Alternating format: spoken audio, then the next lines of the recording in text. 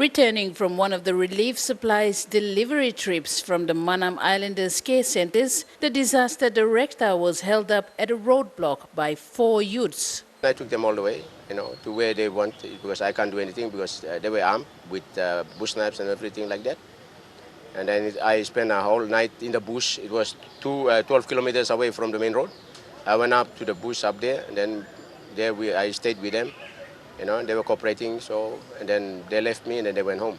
Mongalee was questioned by his kidnappers as to why his department is giving too much attention to the Manam Islanders. They said, "Why are you so concerned about Manam people?" Huh? I said, "No, it's not concerned about Manam alone. That's the government priority.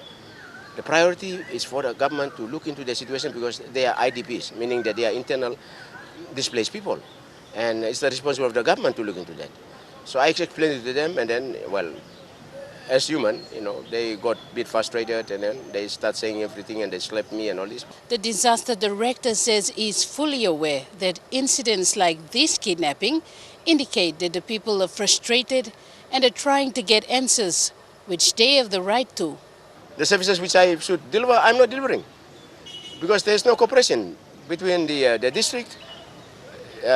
It's not the district administration I'm talking about, but the funding from the district, DSIP. That's the funding that should be released in order that I can coordinate to supply the relief.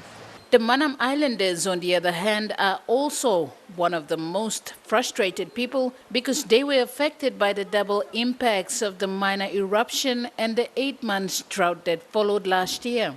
According to one of their leaders, the disaster office has to communicate well with leaders on the ground so that the right message is passed on to the people to avoid incidents like this kidnapping. The problem of disaster must less when the leaders or some people ward members or Kukura staff or record staff, so people must less so this kind of coordination must stop.